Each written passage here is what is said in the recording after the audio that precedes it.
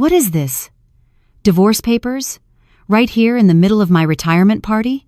The question came out of me before I could stop it, raw and trembling, carried by a voice I barely recognized as my own. That was the moment my life split in two. I stared at the envelope in Ken's hand, then up at his face, searching for something: confusion, regret, anything that would tell me this was a misunderstanding. I want to be clear from the beginning, because I know how easily stories like mine get misunderstood. This is not a story about a marriage that quietly fell apart. It is not about two people who simply grew distant. This is a story about betrayal planned, calculated, and delivered in public by the three people I trusted most: my husband, my son, and my daughter. My name is Margot Hill. I was 64 years old when my husband handed me divorce papers in front of 200 people, my husband of 38 years, and while I stood there frozen, trying to understand what I was holding in my hands, my children applauded. Not politely, not awkwardly. They clapped with enthusiasm. "Why?"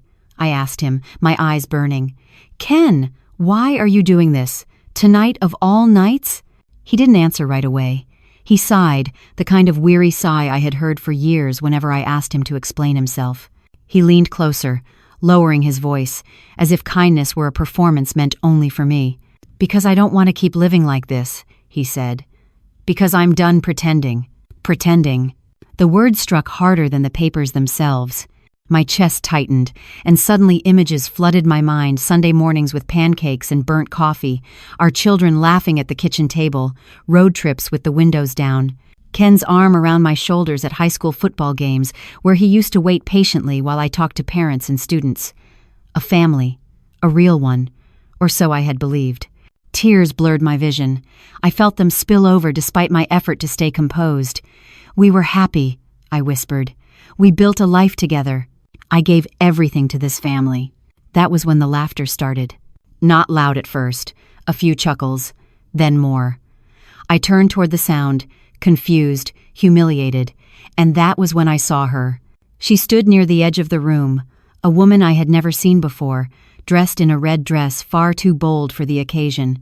Her smile was sharp, deliberate. She stepped forward, as if she belonged there, as if she had every right to occupy that space beside my husband. "Oh, Margot," she said, shaking her head with theatrical pity. "You really don't see it, do you?" The room went completely still. Ken didn't stop her. He didn't look surprised. He didn't even look uncomfortable. That was when I knew, before she said another word, that she was not a stranger. She was the truth Ken had been hiding. "I'm Claire," she continued, her eyes scanning the room before settling back on me. "Ken's been miserable for years. Everyone knows it. You were so busy with your job, with your students, with playing the sainted wife that you never noticed how lonely he was." A ripple of uneasy laughter moved through the crowd. I felt as though I had been struck across the face. "That's not true," I said, my voice breaking. "You don't know me. You don't know our life." Claire laughed openly now. "Oh, I know enough. I know he paid for everything while you obsessed over your little school career. I know you controlled every decision, every dollar. Poor Ken barely had a life of his own." Murmurs spread.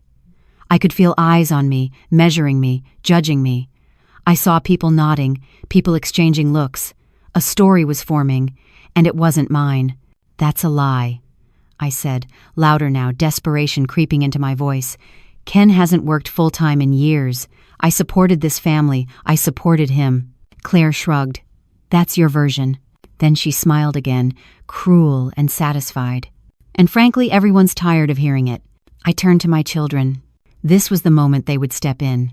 This was the moment any decent son or daughter would say enough.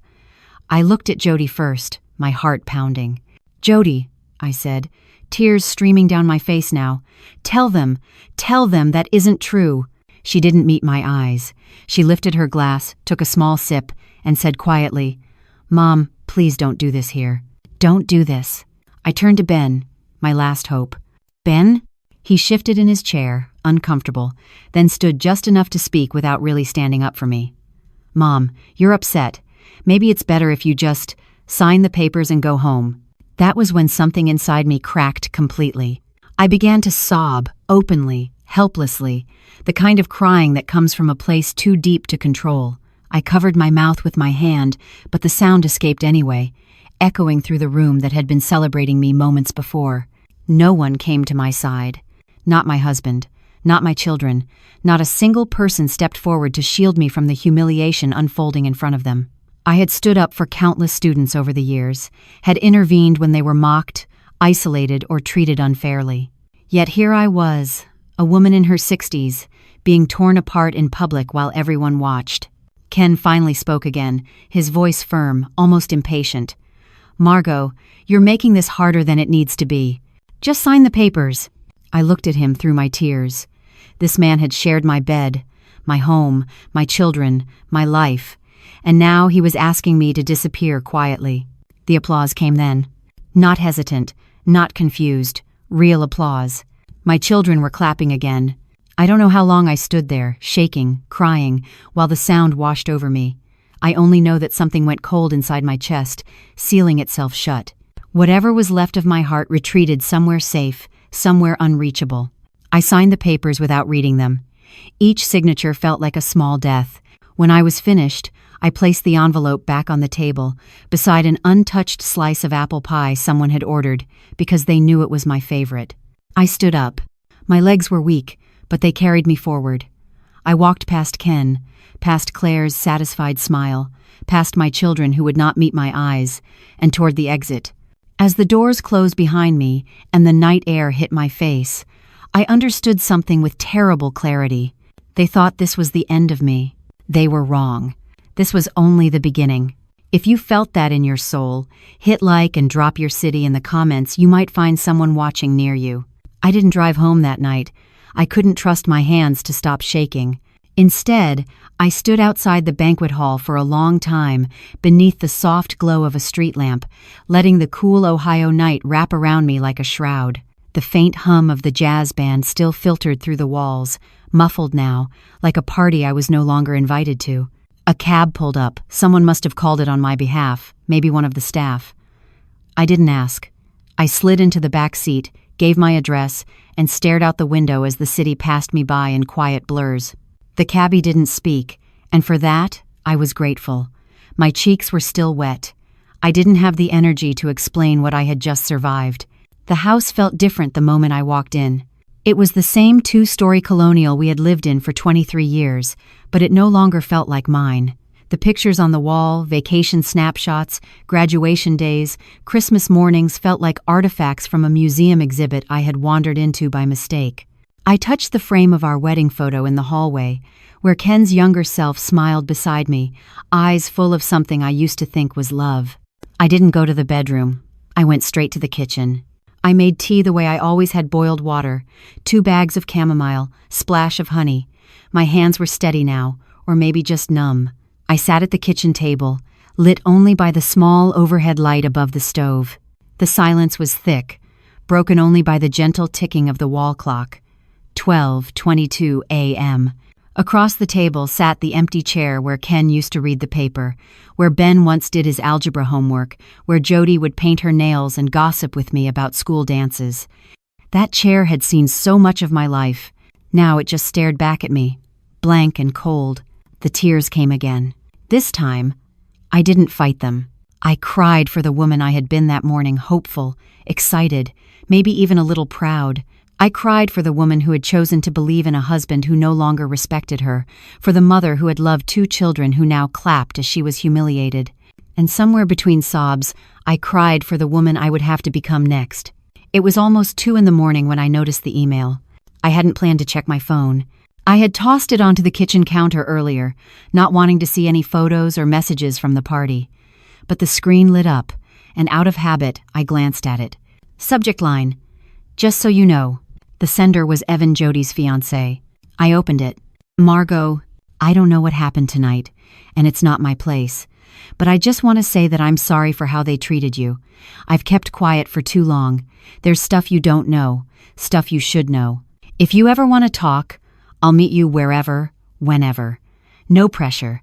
Just, you deserve better than what they did to you. Evan." I read it 3 times. Then I read it again. Someone had seen. Someone hadn't clapped. My hands trembled as I typed back a single line. "Tomorrow, 5 p.m. The coffee shop on Main. I'll be there. I didn't sleep that night. I sat at the table, then moved to the living room couch when the stiffness set in. I watched the sky turn from black to dark blue to gold through the window, remembering the many times I had done the same while waiting for one of my kids to come home late or Ken to return from another consulting trip. By morning, I had made a list. It wasn't long. Just 5 names. Ain, Ken. 2, Jody. 3, Ben. Kat. Claire. Vive. Evan. I didn't know what I planned to do with the list yet. I just knew that I wasn't done. They had tried to end something last night. But endings, I was starting to realize, don't always arrive when you expect them to. Sometimes they're just the start of something else. At 5 p.m. sharp, I walked into the coffee shop on Main, tucked behind the courthouse, the same one where I used to meet teacher friends after parent-teacher conferences. The barista recognized me and smiled. Mrs. Hill. Still drinking Earl Grey? I managed a weak smile. Not tonight. Just black. Strong. Evan arrived 3 minutes later. He looked nervous, like someone showing up to a confession booth. His hair was tousled, shirt wrinkled, but his eyes were steady. He slid into the booth across from me, nodding like he wasn't sure if I'd stayed. I didn't clap, he said. I stared at him. I need you to know that first. I didn't clap. I didn't smile. I hated every second of what they did to you. Jaxusand. A strange warmth spread through my chest. It wasn't forgiveness, not yet. But it was oxygen. I appreciate that, I said quietly. But I need more than that now. He exhaled slowly. Okay, he said. Then I'll tell you everything. And he did. Evan didn't start with the biggest secret. He started with the small ones, the kind that feel harmless until you realize how many of them there are and how carefully they've been arranged. He wrapped both hands around his coffee cup, staring into it like the answers might rise from the steam. I've wanted to tell you for over a year, he said. Every time I tried, Jody found a way to stop me. She said you wouldn't understand, that you'd twist it, that you always played the victim. I didn't react. Not because it didn't hurt, but because it fit too neatly into the version of me they had already presented to the world. She started changing about 2 years ago, Evan continued. Right after Ken began spending more time out, business trips, conferences, meetings that never quite made sense, Jody knew before I did. She was proud of it, actually. Said it proved her father finally chose himself. My fingers tightened around my cup. And Ben? I asked quietly. Evan hesitated. Ben went along with it. At first, I think he was uncomfortable. But then, there was money. That word landed between us like a dropped plate. Money, I repeated. Evan nodded. Ken started giving them cash. Not gifts, cash. Monthly. Said it was an advance, an early inheritance, a way to balance things out before the divorce. Jody called it being smart. I felt my stomach twist. I thought of the times Jody had called me in tears, claiming she was short on rent. The times Ben had texted me late at night asking for help with credit cards, car repairs, emergencies that always seemed just urgent enough. All this time, I said slowly, they were taking money from him while still taking money from me. Yes, Evan said, and they knew where it came from. The room felt suddenly smaller. The hum of conversation around us faded until all I could hear was my own breathing. What about last night? I asked. The party, the papers, that woman. Claire, Evan said. She's been around for years, longer than you think. Years. The word echoed painfully. She was there on purpose, he went on. Ken wanted witnesses. He wanted it public. Jody said if he did it privately, you'd drag it out or make him look bad. The idea was to shock you, overwhelm you, make you sign before you could think. My hands began to shake. Not with weakness this time, but with anger. And the lies? I asked. The things she said about me, about controlling him, about money. Evan looked up at me then, really looked at me. That was the story they practiced. For months. Jody said people believe the first version they hear, especially if it fits what they already expect. An older woman, a working wife, a quiet husband, a narrative ready-made for judgment. I leaned back against the booth, suddenly exhausted. So I was the villain, I said softly. And you all agreed. I didn't, Evan said quickly. "I swear I didn't. I told Jody it was wrong. I told her she'd regret it. Did she listen?" He shook his head. "She said regret was a luxury for people without leverage." That sentence told me everything I needed to know. We sat in silence for a moment. Then Evan reached into his bag and pulled out his phone. "There's more," he said, "and this is the part I wasn't sure I should show you." He slid the phone across the table. On the screen was a group message thread, 3 names at the top: Ken, Jody, Ben. My breath caught. Evan didn't speak while I scrolled. He didn't have to. I read about timing, about lawyers, about making sure I didn't have access to certain accounts until everything was settled. I read jokes about how I'd be too emotional to read the paperwork, about how I'd always been predictable. One message from Jody made my vision blur. "She'll sign. She hates confrontation. Always has." I set the phone down slowly.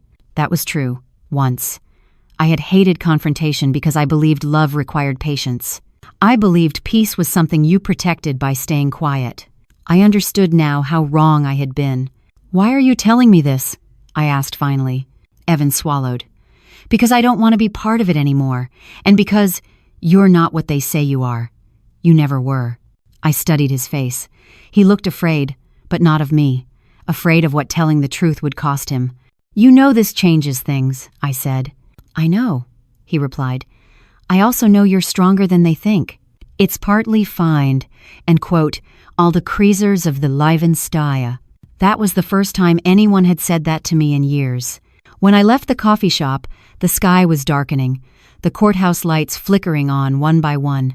I sat in my car for a long time before turning the key, replaying everything Evan had told me. Betrayal has a strange effect. At first, it hollowed me out. Then, slowly, it filled me with something else. Clarity. They hadn't just humiliated me. They had underestimated me. That night, back in the house that no longer felt like home, I pulled out a legal pad and wrote a new list. This one wasn't names. It was questions. What exactly had I signed? What assets were truly mine? Who else knew? And most importantly, how long had they been planning my erasure? I didn't cry as I wrote. I didn't shake. For the first time since the party, my hands were steady. Whatever came next, I would not face it blind. They had made their move. Now, it was my turn. I began with the file cabinet in the study. Ken never liked computers. He kept everything: bank statements, property records, insurance policies on paper, neatly labeled folders in alphabetical order, always stored in the bottom 2 drawers of the oak cabinet I had bought him for our 10th anniversary. He used to call it his little empire, and I used to smile at the phrase, never realizing I wasn't part of that empire anymore. The first thing I looked for was the house. The deed was still in both our names, but I found a signed quitclaim deed tucked behind the mortgage documents. It had been filed just 2 weeks earlier. Ken had transferred ownership of the lake house to himself exclusively. The lake house, the one we bought together in Michigan 15 years ago. The one where we spent every 4th of July with the kids, where I taught Jody to swim, where Ben caught his first bass.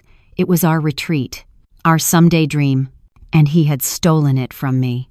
I flipped through more folders, each discovery another small betrayal. He'd closed a shared investment account and opened a new one in his name only. He'd changed beneficiaries on 2 of his life insurance policies. I was no longer listed. Jody was. Jody. My throat tightened, but I forced myself to keep going. I found a manila envelope labeled pending inside, a draft of a new will. Dated 6 months ago, it removed me completely. The only thing left in my name was the main house, and even that had recent documents attached, with notes about selling options and division strategy. Someone, likely his attorney, had already drawn up plans for how to dispose of it after the divorce. It was all so methodical, so complete. I had been erased on paper before I was even told. When I closed the cabinet drawer, I sat back on the floor and stared at the wood grain, suddenly aware of how quiet the house had become. Not the peaceful kind of quiet, the lonely kind, the kind that echoes back at you when you try to speak. The next morning, I made 2 appointments. First, with a lawyer someone I had once taught in high school, now running a small practice in town. Her name was Amanda Reyes. I remembered her as a sharp, soft-spoken teenager with a stubborn streak. Now, at 38, she had the confidence of someone who had seen the inside of too many messy divorces. "I need to know what I've signed," I told her, "and what they've taken." She didn't ask unnecessary questions. She just nodded, pulled out a legal pad, and began writing. The second appointment was with a financial advisor, a quiet man named Harold who had helped many retired teachers manage their pensions. I brought him everything I had found: bank statements, policy documents, investment summaries. "This isn't about just surviving anymore," I told him. "It's about understanding how deep this goes." By the end of the week, I had answers. Ken had drained over 70% of our joint savings into a new account. Technically, he wasn't breaking any laws. He had done it before filing for divorce, when the funds were still accessible to both of us. But morally, it was theft, planned and executed while I was still cooking dinner for him, still folding his laundry. Worse, my name had been removed from almost every long-term asset: the lake house, the retirement annuity, even the small condo in Florida that we had once considered renting out after retirement. "I have to fight back," I told Amanda. "You will," she said, "but you need to be smart. This isn't just about property, it's about perception. They've already started telling their version of the story. You need to start telling yours." So I did. I reached out to 3 of my closest friends, women I had worked with for years, who had cried with me during parent meetings, laughed with me in the teacher's lounge, and held my hand through Ken's past illnesses. I invited them to lunch. I told them everything. They didn't flinch. They didn't question. They believed me. "Ken always gave me the creeps," Patty said. "I never understood how you stayed so patient with him." "It's because she believed in him," Dana added.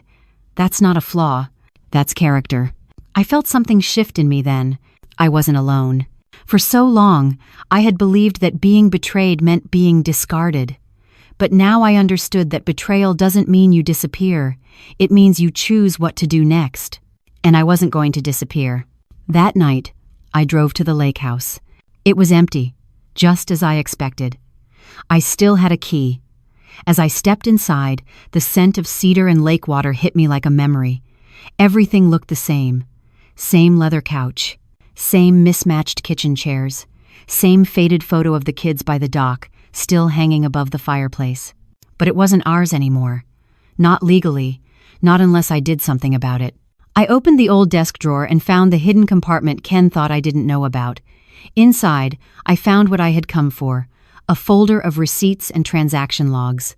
He had made the mistake of storing them there: renovation costs, contractor names, deposit transfers, paper trails, proof that the house had been maintained using joint funds, proof that I had contributed to every part of it. Amanda would know how to use this. I closed the drawer, locked the door behind me, and stepped out onto the porch. The lake shimmered under the moonlight, silent and still, like it was waiting for something. So was I. Let them keep underestimating me.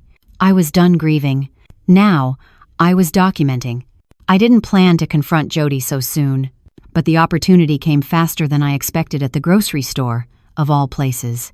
I had gone early on Saturday morning, hoping to avoid running into anyone from the neighborhood. My nerves were still raw. Even with Amanda's support and Harold's financial clarity, I wasn't ready to field pitying looks or forced sympathies. I just wanted eggs, tea, and a few hours where no one saw me as that poor woman from the party. But fate has a cruel sense of humor. I was in the produce section, reaching for a bag of carrots, when I heard her voice. "Do we need lemons for the roast, or did you already grab them?" "Jody." I froze.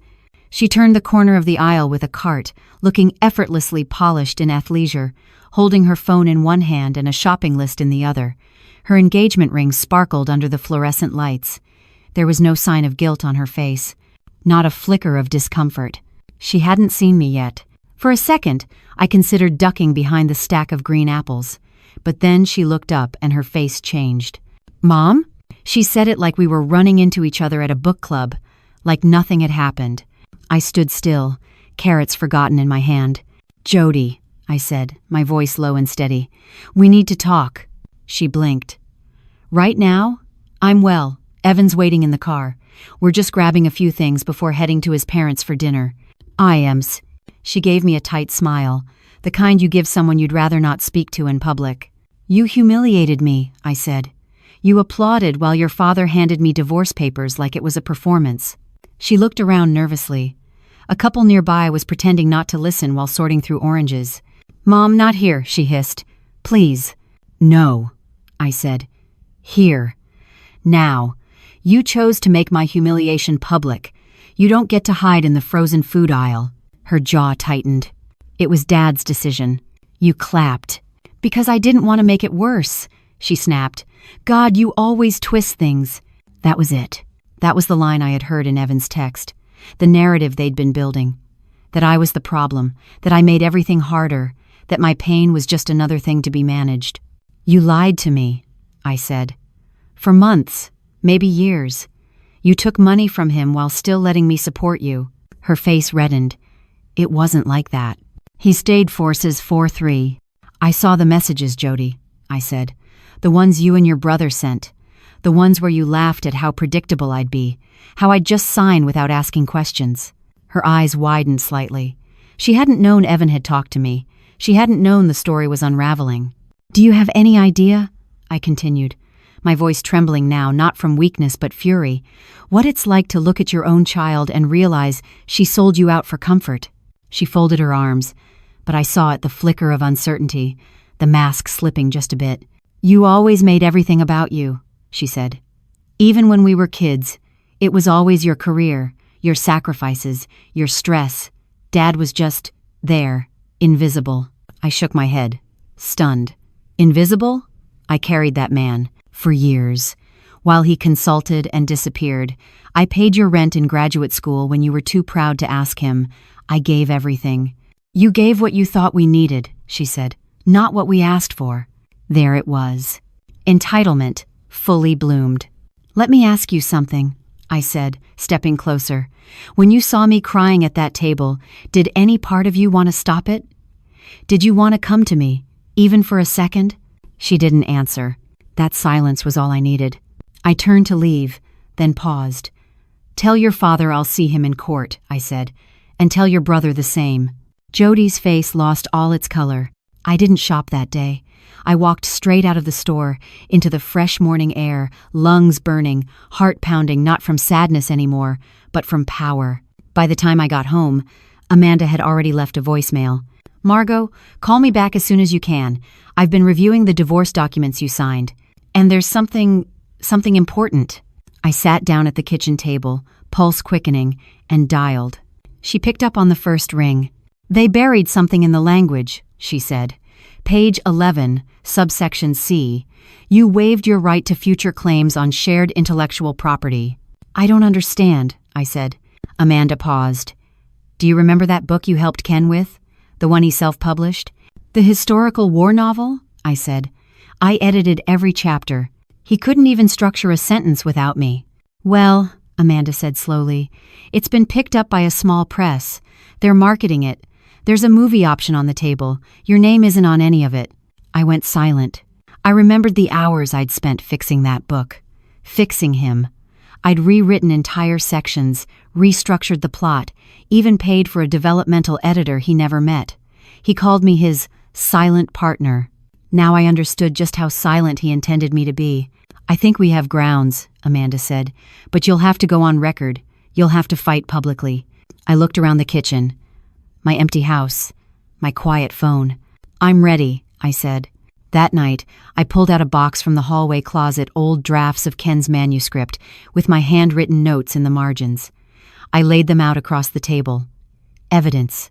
Not just of theft, but of how deeply he had relied on me to build something he now claimed as his alone. Let them bring their lawyers. Let them bring their lies. I had the truth. And now, I had the will to use it. It had been years since I stepped inside a courtroom. The last time was for a student, a girl named Hannah, barely 16, who had been expelled for defending herself against a bully twice her size. Her parents were terrified, the school board was unbending, and the other teachers whispered behind closed doors. But I stood beside her. I testified, and I watched justice, real, messy, imperfect justice, be served. I never thought I'd be the one needing it. Amanda arranged everything. She filed a motion to challenge the divorce agreement, citing lack of informed consent and intentional misrepresentation. In her words, Ken had orchestrated a strategic ambush, and I had signed those papers under emotional duress and public humiliation. There were precedents, she said, and we had evidence more than most women in my position ever did. Expect backlash, she warned. Ken will paint you as unstable. He'll say you're bitter, that you're dragging this out for revenge. He already did, I replied. Now it's my turn. The media found us faster than I expected. It started small. A local blog picked up a piece about the viral retirement party divorce. Photos had been leaked. Someone had filmed the moment Ken handed me the papers. You could see my face, my shock, my tears.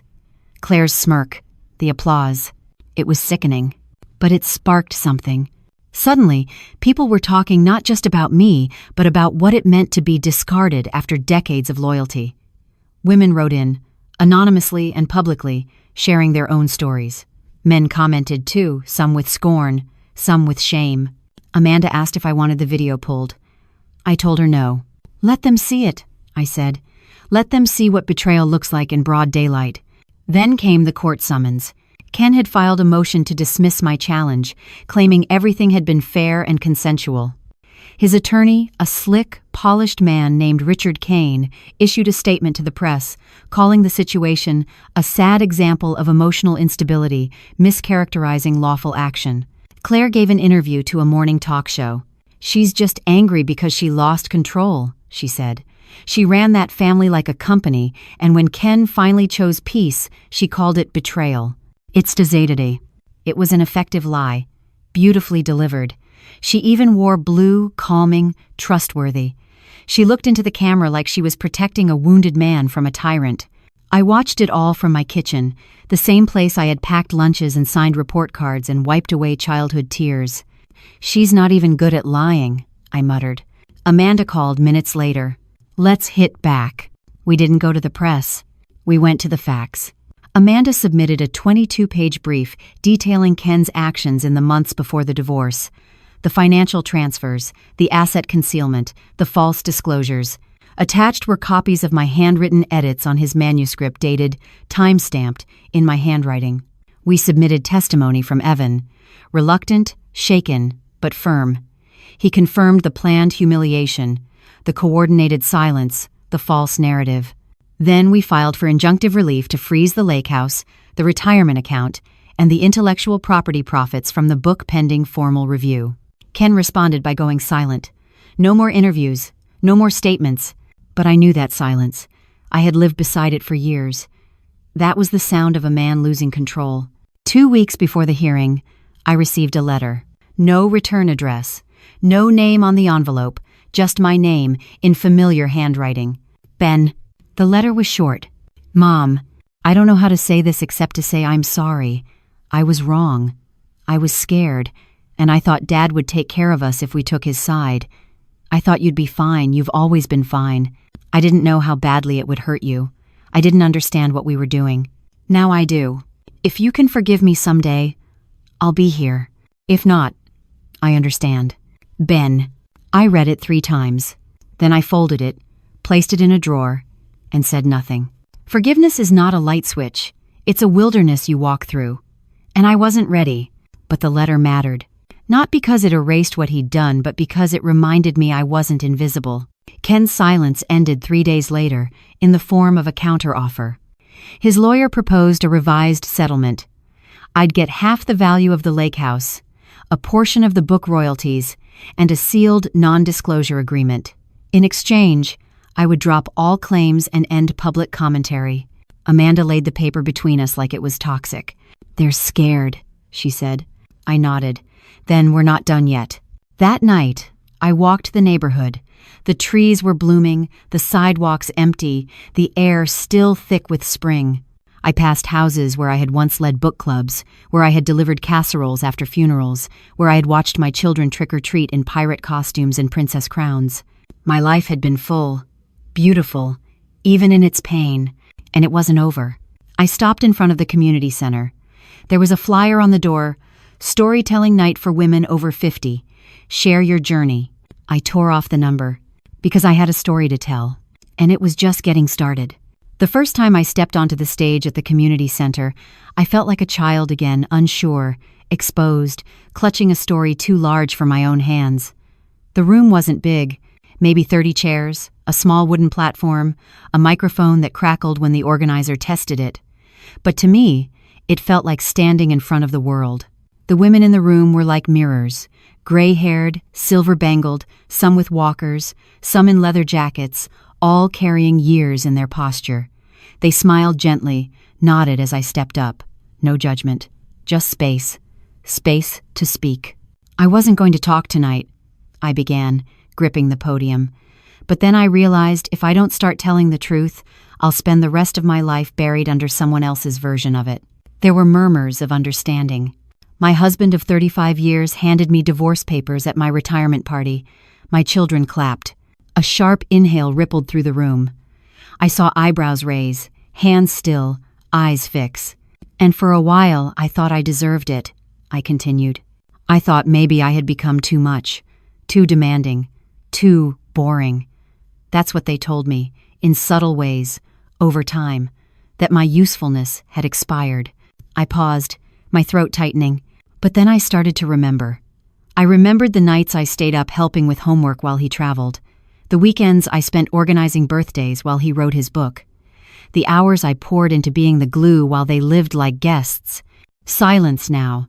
Even the organizer sat forward. I gave up so much willingly, thinking love meant sacrifice. But love, I said, is not supposed to erase you. Applause began not loud but deep, felt. And I knew, in that moment, I wasn't telling just my story. I was telling theirs too. After the event, 3 women approached me. One had been left after 42 years of marriage, replaced by a woman half her age. Another had her home taken from her by a stepchild she once raised like her own. The third simply said, "Thank you," for saying what I couldn't. That night, I slept without tears. The next morning, Amanda called. Her voice was electric. "You're not going to believe this," she said, "but we have a new witness." "A witness?" "Your old neighbor," she said. "Tracy, from 3 doors down. She worked for Ken's publisher as a freelancer. Turns out she handled part of his contract. She remembers your name being discussed." I blinked. "Seriously?" "She's willing to testify," Amanda said. Said it never sat right with her. She even kept emails. I was stunned. Tracy and I had drifted after her move out of state. We'd exchanged Christmas cards, the occasional Facebook like, but I never knew she'd seen any of this. "Sometimes the people you forget remember you," Amanda said. We scheduled the deposition. Tracy confirmed everything. The publisher had asked Ken about the writing process, and he'd mentioned a ghost editor, my wife. She's a retired teacher, cleaned it all up.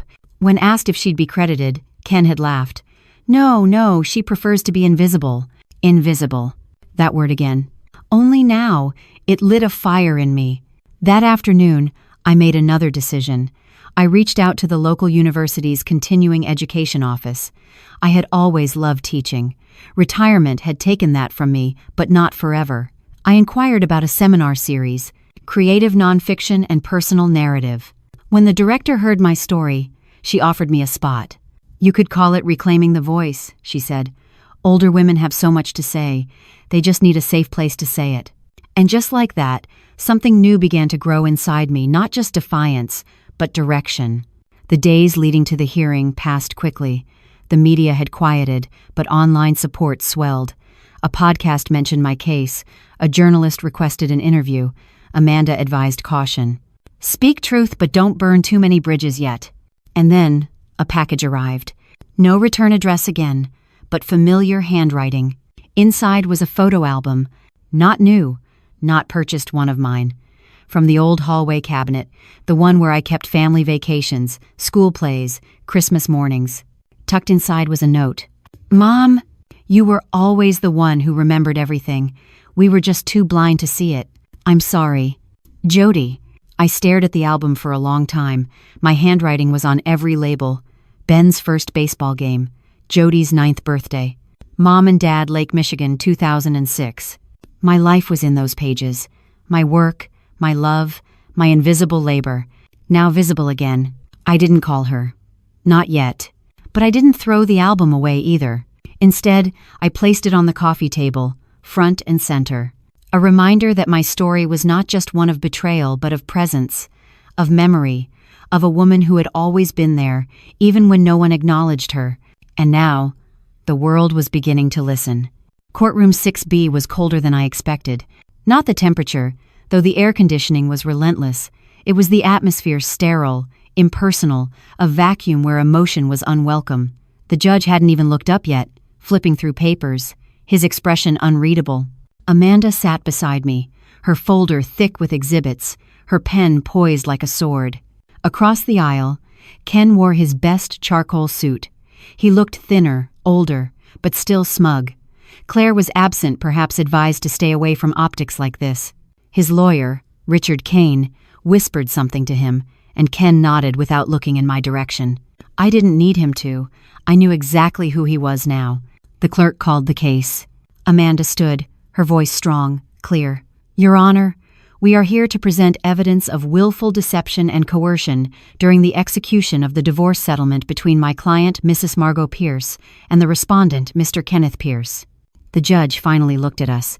Proceed. Negate it. What followed was procedural, deliberate, nothing like the courtroom dramas on television, but it was powerful. Amanda submitted the quitclaim deed on the lake house, the financial transfers, the emails between Ken and his children, the manuscript edits in my handwriting. Then she called Tracy.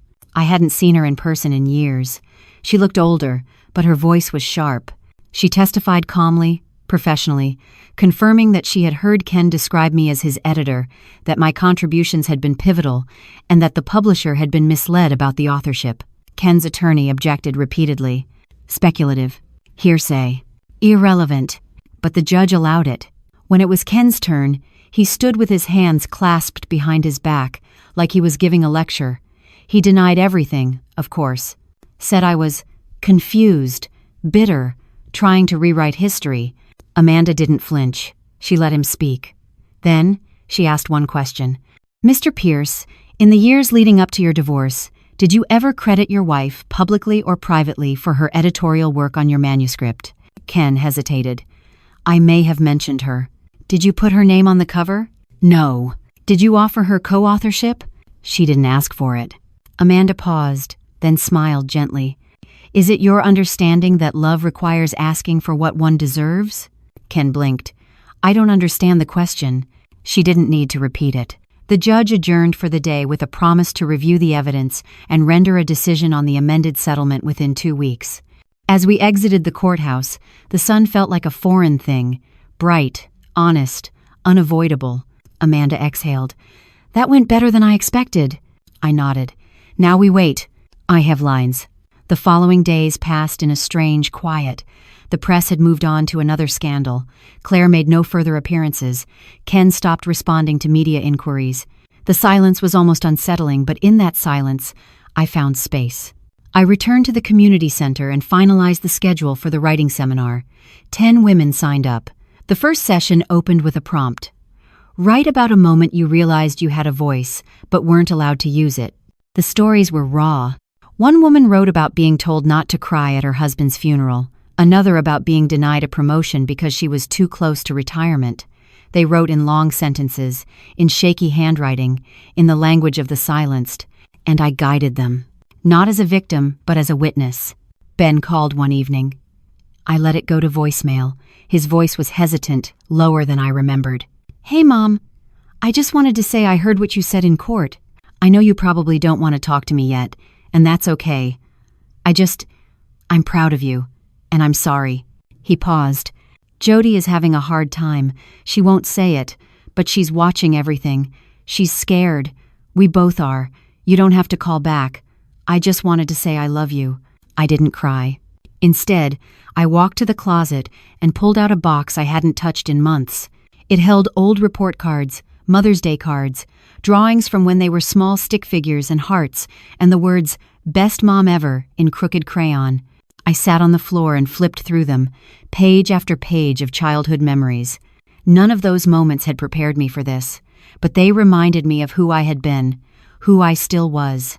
A mother, a woman, a fighter. 2 days later, the court ruling came in. Amanda met me at the office. You ready? She asked. I've been ready, I said. She handed me the document. I read slowly. The court finds in favor of the petitioner, Mrs. Margot Pierce. The previous settlement is vacated. A new equitable division will be determined. Mrs. Pierce is recognized as co-author of the manuscript titled Fields of Glory, with rights to 50% of royalties and all future earnings. It wasn't just a legal victory. It was an acknowledgement. A restoration. Amanda smiled. He's going to be furious. I'm Selv. I hope he's also aware, I said, folding the ruling carefully, that I'm just getting started. That evening, I taught my second writing class. The prompt? Write about the moment they stopped underestimating you. 3 days after the ruling, my mailbox was flooded not with bills, but with letters. Handwritten ones. They came in all shapes and colors. Pale blue stationery, crumpled notebook paper, even a postcard from Arizona with a drawing of a sagging saguaro and the words, "Still standing." Most of them began the same way. Dear Margot, I saw you on the news. They told me about women left with nothing after decades of caregiving, teachers who were forced into early retirement with no thank you, grandmothers raising grandchildren without support, wives who stayed through infidelity, illness, and silence, only to be abandoned the moment their husbands found someone younger, easier, less complicated. I read every single one. I kept them in a box beside my bed. Not because I needed the praise, but because each story reminded me that what I had endured wasn't isolated. It was part of a pattern, a culture of erasure, of women made invisible just as they were becoming their fullest selves. It made me angry, but it also made me brave. Amanda and I met again the following week to discuss the next step, the financial division. Ken's assets would now be reevaluated, and I was entitled to half. But beyond the legalities, Amanda had another idea. You should write a book, she said. I blinked. I've taught writing, not written anything of my own. You've lived it, she replied. You have the voice, you have the story, and more importantly, you have the audience. I didn't answer right away. That night, I sat down at my kitchen table, opened a fresh notebook, and wrote one sentence. I was erased, but I remember everything. It felt like oxygen. Meanwhile, Ken was unraveling. He had been approached for interviews, some sympathetic, most not. A popular podcast had dubbed him Mr. Retirement Party, and the nickname stuck. A parody meme went viral, a man handing a woman a certificate of divorce next to a balloon arch and buffet table. Claire disappeared completely from public view. A neighbor told me she had moved out of Ken's condo. Word is, she didn't sign up for all this, he said. Didn't realize your name was still on half of everything. I didn't laugh. But I didn't feel sorry for her either. She had chosen the role of sidekick in a coward story, and cowards always run when the spotlight burns too bright. Then, one Sunday afternoon, Jody showed up at my door. Not a phone call. Not a text. She stood there, wind-chapped cheeks, coat slightly askew, eyes hollow. Can I come in? She asked. I hesitated, then opened the door. She didn't sit. She just stood in the foyer, holding a paper bag. I brought you tea, she said, almost childlike. I said nothing. She reached into the bag and pulled out a tin Twinings English breakfast, the kind I drank every morning when she was growing up. She remembered. I don't expect you to forgive me, she said. But I can't keep pretending like what I did didn't matter. Her voice cracked. I was scared. I was so sure that siding with Dad was the safe thing, that you'd be okay. You've always been strong. But when I saw you standing in court, telling the truth, owning everything, I realized how weak I had been. Tears welled in her eyes. You didn't deserve that, Mom. And I was just trying to survive, but I became something I never wanted to be. I looked at her, not as my betrayer, but as a reflection of myself 25 years ago, standing in front of my own mother, apologizing for something I thought I understood. I know what it's like to be scared, I said softly. To choose silence because it feels safer than standing alone. She sobbed. I walked over and pulled her into a hug, stiff at first, then trembling. It wasn't forgiveness. Not yet. But it was something. I don't want to be part of Dad's story anymore, she whispered. I want to write a new one. With you. If you'll let me. I closed my eyes. For a moment, I let myself feel the ache, the rupture, the long road ahead. And then I nodded. Yes, I said. But we write it together. No secrets, no applause for the wrong reasons. She smiled through her tears. Deal. Later that night, I returned to my notebook. I added a new sentence beneath the first, and now I'm writing the ending myself. I have degreed. The first time Jody came to my writing class, she sat in the back row, quiet, arms crossed, eyes cast downward. She hadn't planned to join. She had simply offered to help set up chairs. But when the other women began filtering in warm, joking, wrapped in scarves and old stories, something shifted in her. She didn't leave. That day's prompt was personal. Describe a moment when your silence cost you something important. The room went still. One by one, voices rose, some tentative, some raw. A retired nurse spoke of watching her brother take credit for her mother's care. A grandmother wrote about staying in a joyless marriage for the sake of appearances. A woman with delicate hands and fierce eyes read aloud a memory of watching her daughter grow distant, unsure when or how the distance had begun. Jody said nothing that day, but she came back the next week, and the next. By the third class, she brought a notebook. She never read aloud, but I saw the way her pen moved, not fast, not fluent, but real. One night after class, as we stacked chairs in the echoing hall, she looked at me. You don't have to pretend, she said. I know they all hate me. I looked up. They don't. They should, she muttered. What I did to you. They don't hate you, I repeated firmer. They recognize you. They've been you. Some of them still are. She nodded, lips trembling, but didn't cry. We were learning how to rebuild trust, not with grand apologies, but with small, ordinary moments. She brought me soup one afternoon when I had a cold. I helped her polish her first essay draft.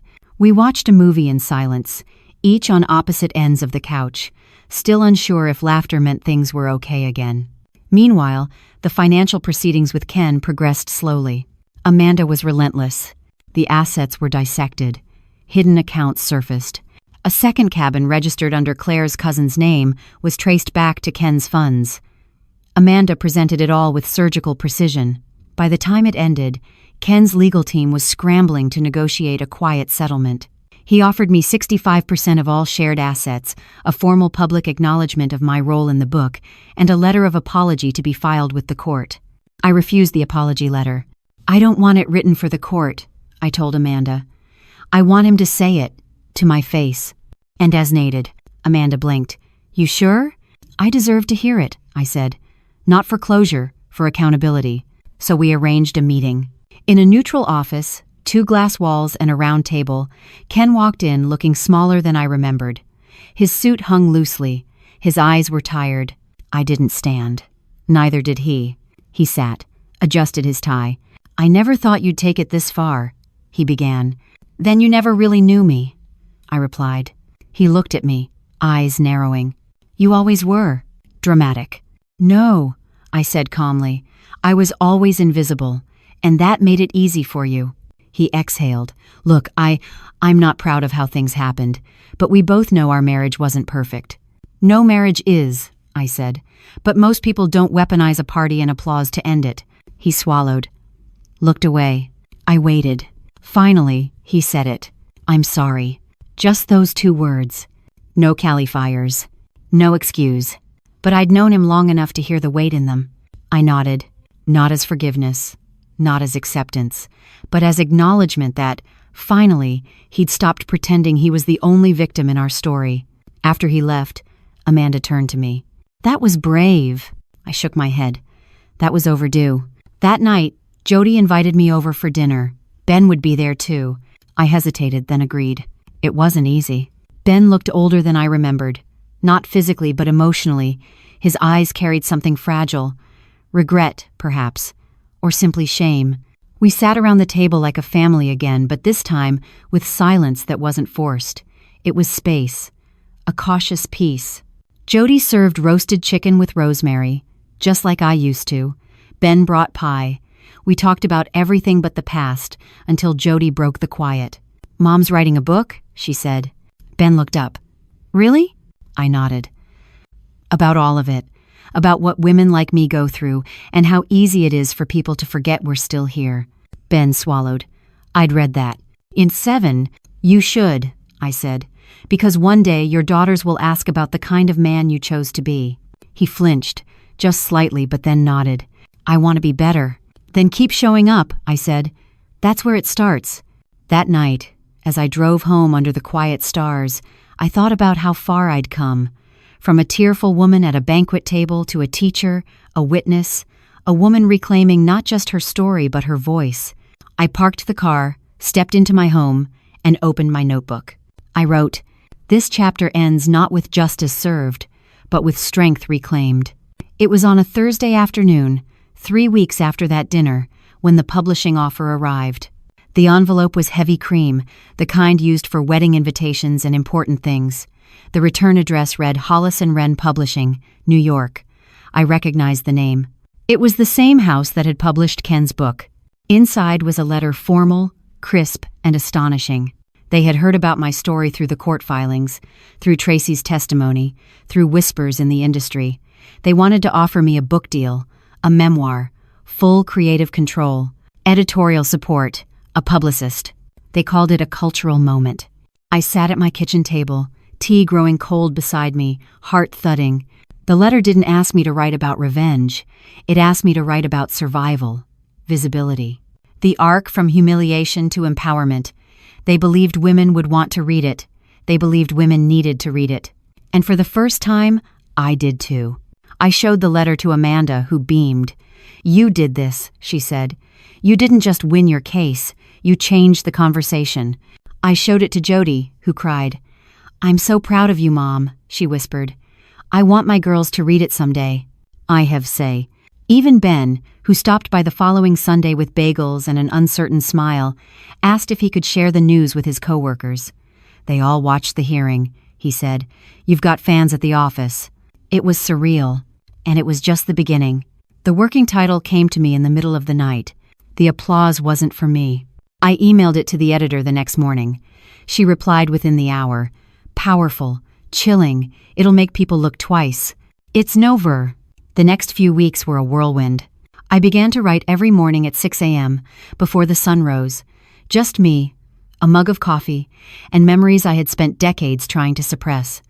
I wrote about the birthday parties I planned alone, the doctor's visits I navigated when Ken was away on writing retreats, the way I used to smile through exhaustion because women are taught that resilience should be invisible. I wrote about the moment at the party, the feel of the paper in my hands, the applause ringing in my ears like mockery, the faces of my children lit up with pride, not for me, but for him. And I wrote about what happened after. The courtroom, the letters, the healing. Each chapter peeled back a layer I hadn't realized I was still hiding beneath, and each word felt like reclaiming territory on a map I had once been erased from. Some days were harder than others. There were moments when shame crept in, whispering, "You let it happen." But I'd stare that voice down, hands steady on the keyboard, and type through it. One morning, Jody knocked on my door with a surprise, a new chair for my writing nook. "Your back's gonna hate you if you keep using that old thing," she teased. It was soft, gray leather, with lumbar support and armrests. Practical, thoughtful. I sat in it and wept. Not because of the chair, but because of what it meant. Her presence, her steady return, her choosing to love me out loud. Later that week, we had our first joint class, mother and daughter stories. A dozen pairs joined us. Some had strained histories, others tender bonds, but all came ready to unearth and unlearn. We wrote about inherited silences, generational expectations, the courage to break cycles. Jody read aloud for the first time. Her piece was about watching me walk out of that banquet hall in silence, about the way she had clapped, not knowing what she was clapping for, about the look in my eyes, the betrayal she only understood once she saw her own reflection in it. When she finished, the room was silent. Then applause, not for the act, for the honesty, for the healing. That night over dinner, she asked, "Do you ever miss him?" I paused. "I miss the version of him I thought I married." She nodded slowly.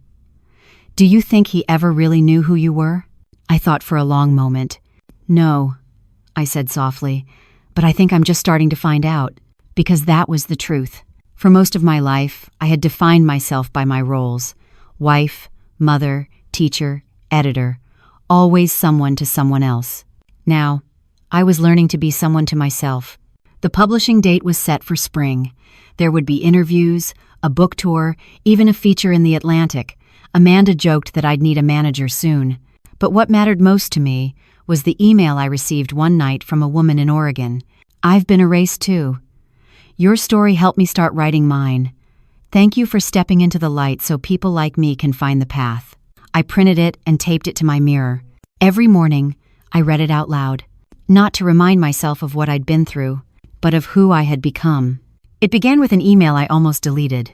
The subject line read, "Panel Invitation, Women's Voices National Conference." At first glance, I thought it was spam, but something about the sender's name rang familiar. I opened it, expecting a generic flyer. Instead, it was a personal message from Dr. Aileen Santos, a professor of gender studies at UCLA and the director of the upcoming Women's Voices National Conference, a 3-day gathering of authors, activists, and educators. She had read about my court case, then my book deal, and now she wanted me to be a keynote speaker. My first reaction was disbelief. Me? A retired schoolteacher turned late-in-life author? A woman who'd been publicly discarded at her own retirement party? But then I remembered what Amanda once told me. They're not asking you to be someone else. They're asking you to be exactly who you are out loud. I accepted. The weeks leading up to the conference were a blur. My days were split between writing, teaching, and learning how to speak not just from pain but from purpose. Jody helped me practice. We sat in my living room, her on the couch, me standing by the window, index cards in my hand and nerves crawling beneath my skin. "Don't memorize," she said. "Just tell them the truth, like you told me." I nodded. "It still terrifies me." "That's how you know it's worth doing," she said. When the day came, the hotel was buzzing with women authors I had admired for years, professors with brilliant minds, young activists with fierce eyes and unapologetic slogans on their jackets. And then there was me, in a navy dress I had bought 15 years ago for a parent-teacher banquet, now repurposed for something much bigger. I stood backstage, clutching my speech. The room was packed, nearly 500 people. I could hear the hum of anticipation, the rustle of programs, the clinking of coffee cups on saucers. Dr. Santos introduced me with warmth and reverence. Some voices are silenced by society, some by family, some by love turned into control. But every so often someone takes that silence and turns it into a roar. Please welcome Margot Pierce.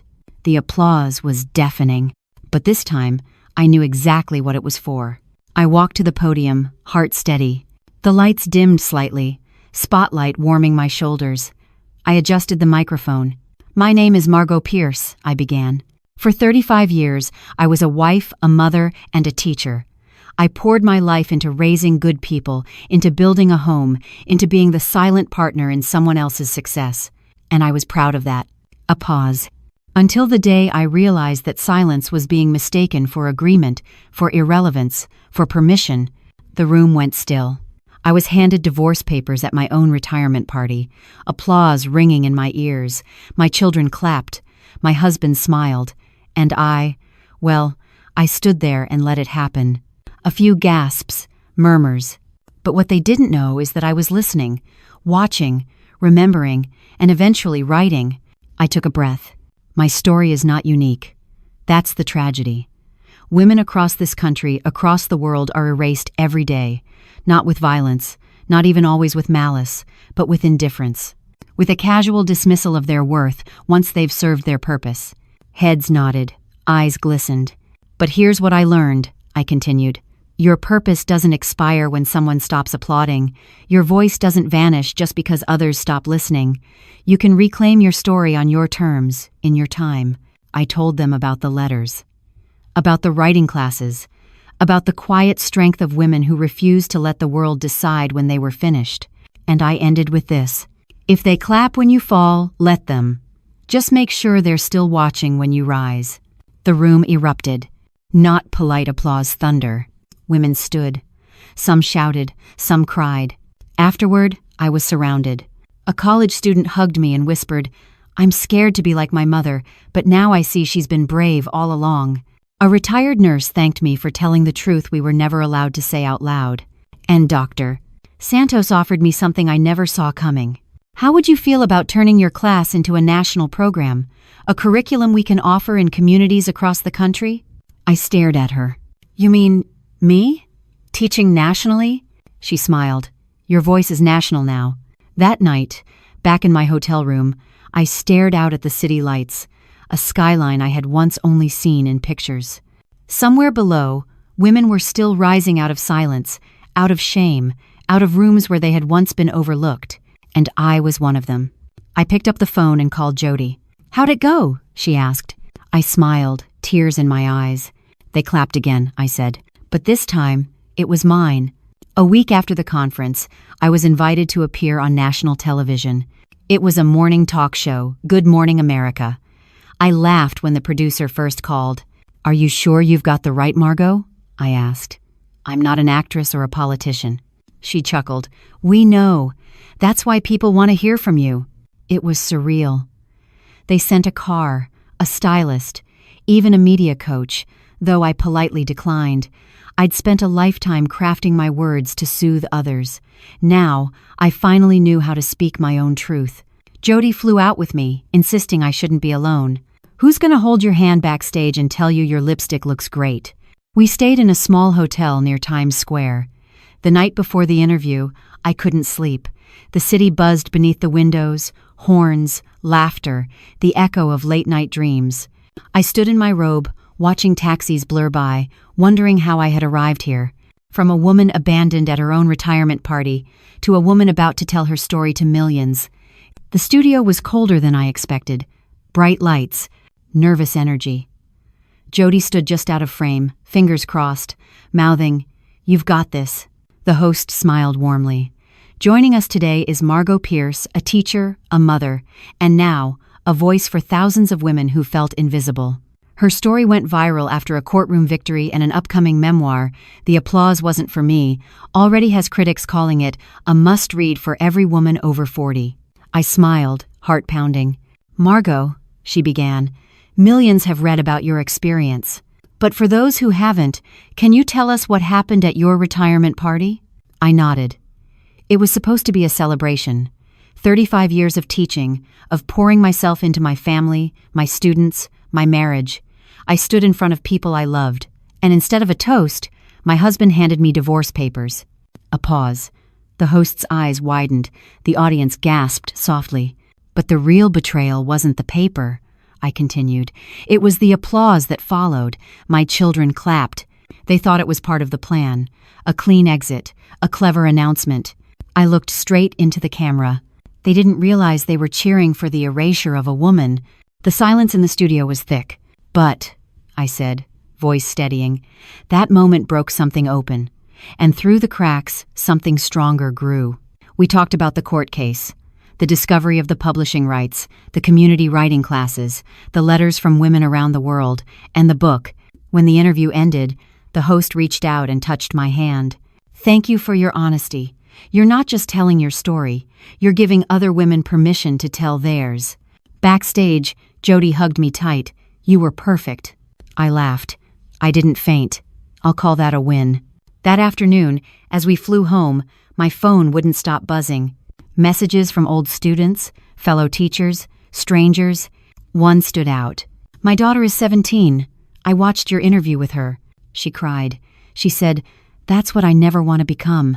And I told her, "That's exactly what you should hope to become, a woman who never stops standing up for herself." Thank you. I put the phone down and looked out the window. The clouds below looked like waves, soft, endless, impossible to sink in. When we landed, Amanda was waiting at the gate. "Congratulations, media sensation," she said, holding out a coffee. "You're trending," Jody groaned. "Please don't say that word around her." "She still uses a flip phone," Amanda grinned. "Not for long.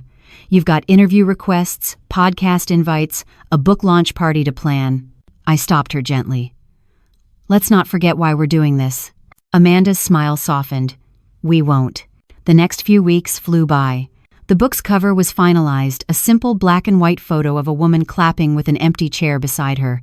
No title on the front, just my name. The pre-orders skyrocketed after the interview. Suddenly, women's magazines were running think pieces about Late in Life Reinvention, and the Silent Strength of Elder Women. I was featured in the New Yorker's Human Interest column. Oprah's team requested an advance copy, but I kept my routine steady. Morning writing, afternoon walks, weekly classes, and every Thursday, dinner with Jody. One evening, she brought her daughters, my granddaughters. They ran into my arms like no time had passed. "Grandma, we saw you on TV. Mommy said you're famous." I laughed, kissed their foreheads. "No, sweethearts, I'm just finally being heard." After they went to bed, Jody sat beside me on the porch. "I used to think strength was about never falling apart," she said, "but now I see it's about how you put yourself back together." I looked at her, my daughter who had clapped once, now holding my hand. "We're all putting ourselves back together," I said. "One page at a time. Actions, eh?" The book launch was held in a small independent bookstore in Asheville, a charming place with creaky wooden floors, exposed brick walls, and the smell of old paper and fresh coffee woven into the air. I didn't want something flashy. No red carpets, no velvet ropes, just a room full of chairs, shelves filled with stories, and a microphone standing in the middle waiting for mine. They had to bring in extra seating. People came from towns I'd never heard of. A woman drove 8 hours with her teenage daughter. An older couple brought their wedding photo, worn and yellowed, to show me how they'd survived betrayal and stayed together. 2 sisters in their 70s told me they'd divorced their husbands within the same year and now traveled the country in an RV, living what they called their second spring. Amanda flew in, glowing with quiet pride. Jody was at my side the entire evening, adjusting my blouse, fixing my lipstick, whispering, "You're still the best speaker I know." I stood at the microphone and opened the first copy of The Applause Wasn't For Me. My hands didn't shake. "Thank you for coming," I began. "This book is about silence, about the kind of silence that doesn't come from peace, but from erasure, and how I finally decided that being quiet was no longer an act of love, but a denial of self. I want." The room was quiet, leaning forward. "I wrote this book not just for myself, but for every woman who's ever asked, do they even see me anymore? For every mother, wife, teacher, caretaker who gave so much of herself she forgot there was still someone left to care for." I read for 15 minutes, then answered questions. One woman raised her hand and asked, "Do you forgive them? Your husband? Your children?" I paused. "My forgiveness isn't a gift I owe anyone," I said softly. "It's a place I may get to, but only if I choose. Right now, I'm choosing truth. Forgiveness, if it comes, will be part of the healing, not the price of it." There were tears, nods, applause, not the hollow kind, but the kind that wraps around you like a blanket. After the reading, a line formed for signed copies. People waited patiently, some clutching their books, others carrying folded letters or photos. Many just wanted a moment, a look, a quiet, "Thank you." Too understated, Jody sat beside me, passing pens and sticky notes for names. At one point, I looked at her and whispered, "This feels unreal." She smiled. "No, Mom, this is exactly real. You just forgot it was possible." That night, we returned to my house. She stayed over something she hadn't done in years. We sat on the porch, under the soft hush of summer night, sipping wine and watching moths flutter near the porch light. "Do you think Dad ever reads about all this?" she asked suddenly. I thought for a moment. "Maybe, maybe not, but I don't write for him." Jody nodded. "You write for us, for women like me, for women like us," I corrected gently. She leaned her head on my shoulder. "Do you miss teaching?" "I never stopped," I said.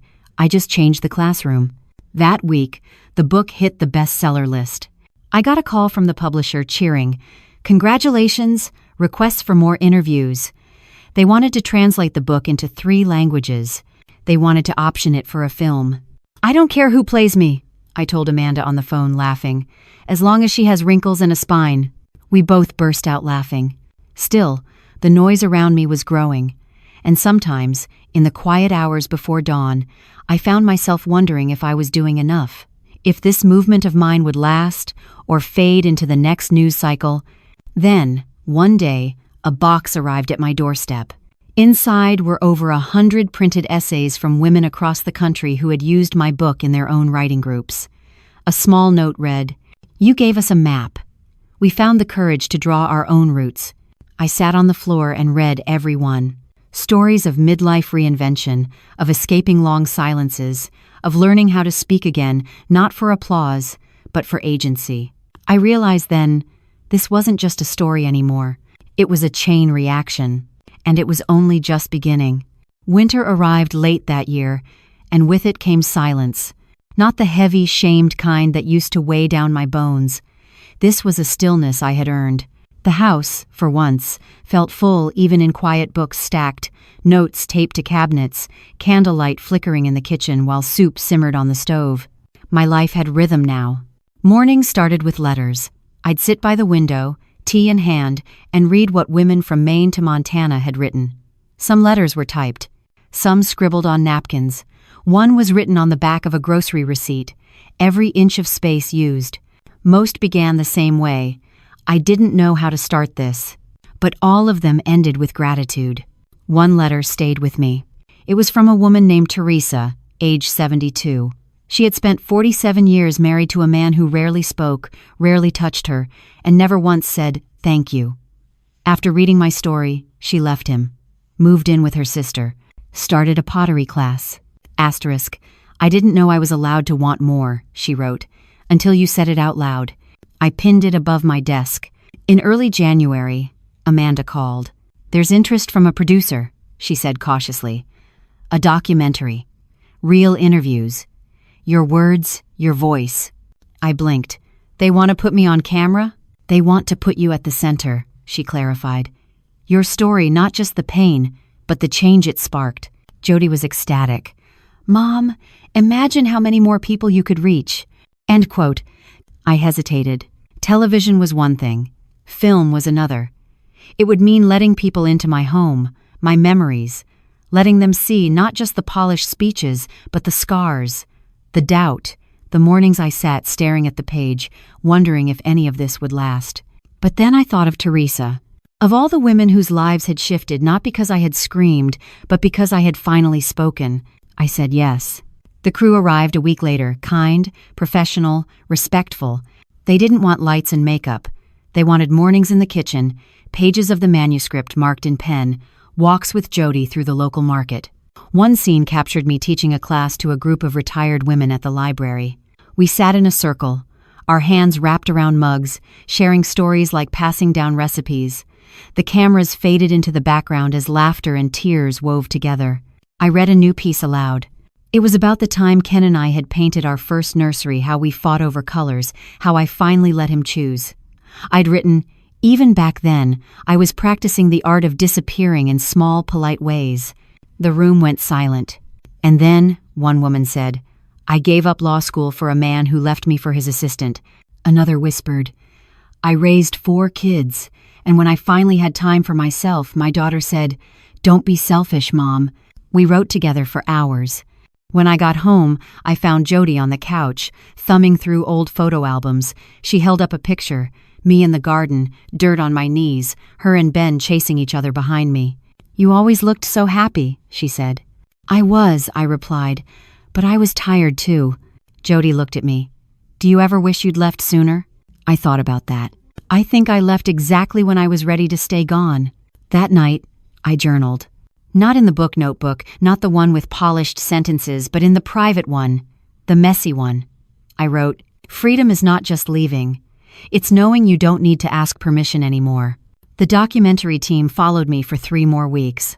One day, the producer asked, What do you want people to feel when they watch this? I didn't need to think. Seen, I said. Not rescued, not pitied, just seen. He nodded, jotting it down.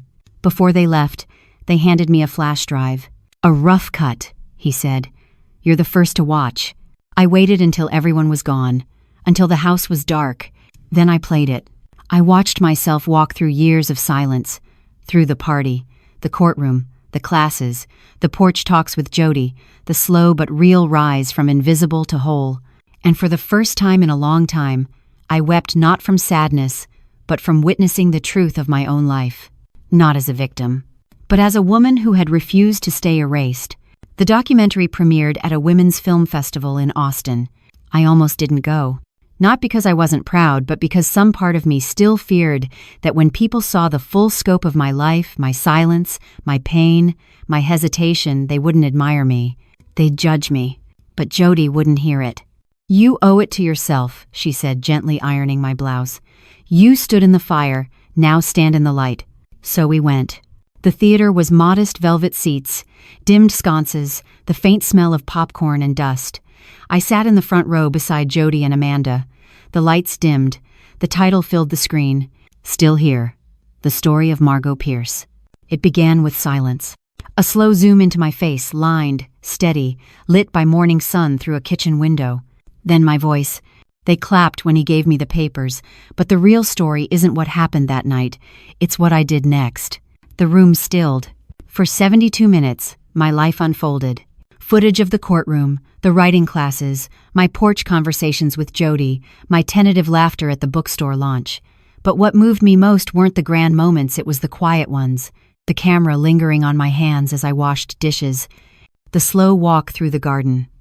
The way I sat, often unknowingly, with my arms crossed not in defense, but in a kind of habitual containment. At one point, the screen showed a split scene, me reading a letter aloud from a woman named Susan in Kansas, while the camera cut to Susan, in her small living room, eyes welling up as she heard her own words. "I never believed someone like me could matter," she had written, "but you showed me I wasn't the only one." When the credits rolled, the silence broke into applause. Not polite, not performative. It was raw, human, loud. I stood, stunned. Then, someone shouted, "Thank you for surviving." I looked up and saw a woman, gray hair, a cane beside her standing, then another, and another. The room became a wave of women rising. I covered my mouth with my hand. They weren't clapping for the film. They were clapping for themselves, for their own stories mirrored in mine. Backstage, Amanda embraced me. "You've started something." The festival organizers approached with news. They wanted to take the film on tour, colleges, libraries, senior centers, community halls. "You've given women a language," one said. "Now they want to speak it." That night, we gathered at a small after-party, a warm, candlelit room filled with laughter and tears. Jody stood beside me as a line formed. Women approached not for autographs, but for hugs, for eye contact, for a moment of being seen. I was the invisible wife, too. I buried my dreams under everyone else's needs. 80 now, a pleading rather to a pant. My daughter and I haven't spoken in years, but tonight I'll call her. Later, as we walked back to the hotel, Jody slid her arm through mine. "You changed everything," she whispered. "No," I said. "I told the truth. That's what changed everything." 2 days later, the documentary went live online. Within a week, it had over 3 million views. Within 2 weeks, I was invited to speak at a policy panel in D.C. on elder women's rights and visibility. Amanda called it a ripple-turned tidal wave. Still, I kept my rituals. Writing at dawn, teaching on Thursdays, phone calls with Ben, who now checked in weekly, sometimes just to hear my voice. "I'm still learning, Mom," he said once, "but I'm listening now." One afternoon, I received a call from Claire. Yes, that Claire. Her voice was brittle, unsure. "I saw the film," she said. Silence stretched. "I never realized how much I helped him erase you." I said nothing. Then she added, "You didn't deserve it. Any of it." I let the quiet hang before I answered. "Sometimes," I said softly, "the only way people see us is when we stop shrinking." She exhaled. "I hope someday I can find my way back to myself too." I didn't offer her comfort. That wasn't mine to give anymore.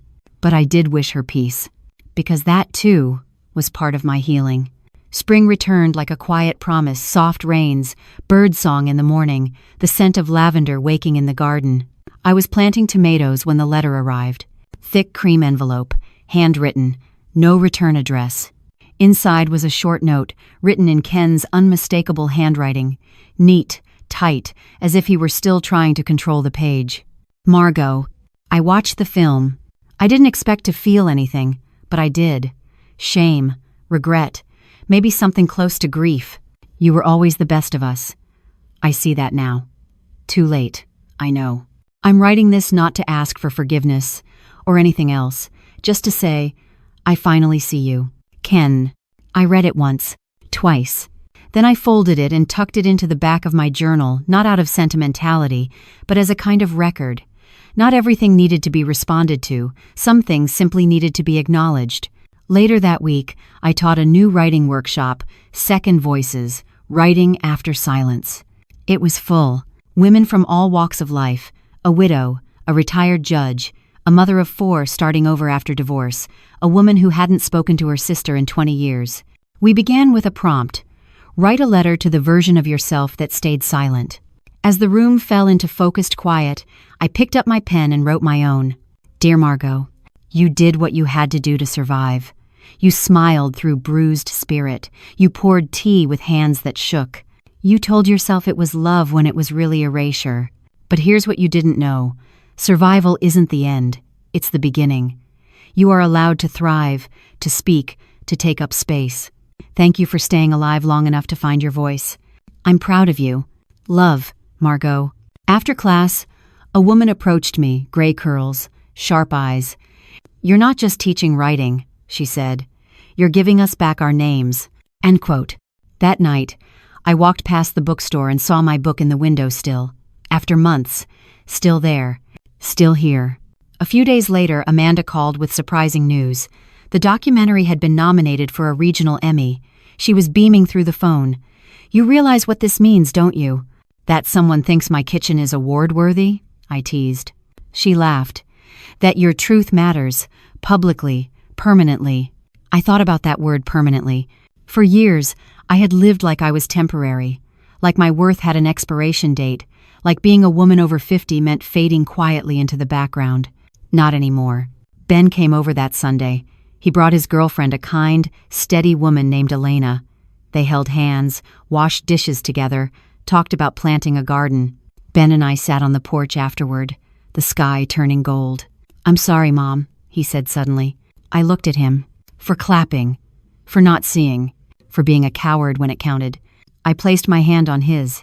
You were young, I said, and you're trying now. That's what matters. He nodded. Elena read your book. Said it was the first time she felt like someone described her mother without pity. I smiled. I didn't write for pity. I wrote for truth. The next week, Jody hosted a dinner. Just family. The girls helped set the table, folded napkins into little triangles, lit candles like it was a holiday. Halfway through the meal, Jody stood up with a toast. To the woman who taught us what strength really looks like. Not the loud kind, the quiet kind that keeps showing up. I didn't cry, but my voice caught when I said, I'm grateful to be seen, and to still be here. After dinner, we went through old albums. The girls asked questions, laughed at hairstyles, pointed to photos of Ken and said, he looked so serious. I said, he was. But sometimes, seriousness is just another way to hide. Infrest. They nodded, too young to understand fully but sensing truth in the air. When everyone had gone, I sat by the window, moonlight touching the floor. In the stillness, I whispered to the house. We did it, not loudly. Just enough for the walls to remember. The morning of the Emmy ceremony, I didn't feel glamorous. I felt grounded. Jody was bustling around my bedroom, steaming my dress, a soft navy blue, simple, elegant, the same color I wore when I gave my first public speech. Full circle, she said, smiling. Amanda arrived with her arms full of makeup palettes and a tiny bottle of champagne. If you win, we're toasting in the parking lot, she declared. I laughed. I've never even seen an Emmy up close. You're about to, she said, winking. The ceremony was held at a historic theater in Atlanta. Golden chandeliers, velvet drapes, rows of red seats stretching like a sea. I sat among directors, journalists, activists, all of them polished, confident. And then there was me, a grandmother from North Carolina who happened to tell the truth.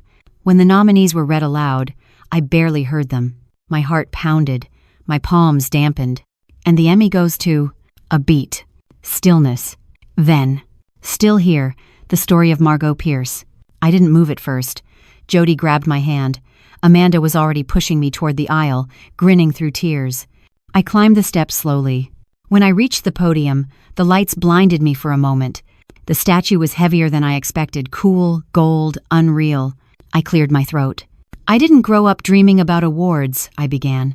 I dreamed about being heard. Silence. My name is Margot Pierce. I was a wife for 35 years, a teacher for longer, and a woman who spent most of her life believing that quiet was noble. A pause. I was wrong. Soft laughter. I want to thank every woman who ever swallowed her story because the room wasn't ready for it. I want to say you don't need the room to be ready. Speak anyway. I looked toward the audience, toward Amanda, toward Jody, toward the glow of strangers who were no longer strangers. This isn't an ending, I said. This is an echo. Applause rose, not thunderous, but layered, deep, like something old being released. Afterward, reporters approached. Questions swirled, but one voice stood out. A young woman, early 20s, nervous, held out a recorder. "I'm just starting my career," she said. "Can I ask what your next chapter will be?" I smiled. "I don't know yet, but I know it'll be mine." That night, back at the hotel, I stood on the balcony, barefoot, Emmy in hand. The city pulsed beneath me, alive, imperfect, beautiful. Jody stepped outside, a blanket around her shoulders. "Want some tea?" she asked. "In a bit," I said. "Just taking this in." She leaned on the railing beside me. "You think Dad watched?" she asked quietly. I shrugged. "Maybe. Doesn't matter." "No," she said. "It doesn't." Later, I returned to my room and opened the small box I'd packed before the trip. Inside were pieces of the past, the divorce papers, faded photos, the first letter I ever received from a reader, and Ken's final note. I read them one last time. Then I walked downstairs and placed them in the hotel's fireplace. Not out of anger, but because the story no longer lived there. It lived in the women writing in libraries, in the students quoting my book, in the grandmother who stood during the screening and said, "Me too." It lived in my daughter, who now told her truth without trembling. It lived in me fully, loudly, finally. A week later, I stood once again before a group of women, this time in a prison writing program. Their eyes were hard, hopeful. I handed out blank pages. "Write what they told you not to say," I said. "Even if it shakes, especially then." End quote. One woman looked up and asked, "Do we have to sign our names?" I smiled. "You can," I said. "Or not. What matters is that the story's no longer locked inside." That evening, I returned home to a quiet house. The garden had bloomed early. Lavender, again. I sat on the porch, sipping tea, listening to the wind in the trees. No applause. No cameras. Just breath. Just truth. Just this moment. Still here. Still becoming. Still mine. This story reminds us that it is never too late to reclaim our voice. No matter how long we've been silenced by family, by society, or by our own fears, we still have the right to speak, to choose, to begin again. Margot's journey teaches us that strength doesn't always roar. Sometimes it whispers in the act of survival, and later rises in the courage to tell the truth. In a world that often overlooks women past a certain age, her story is a quiet revolution, one that says, "You matter, your story matters, and it's never too late to be seen."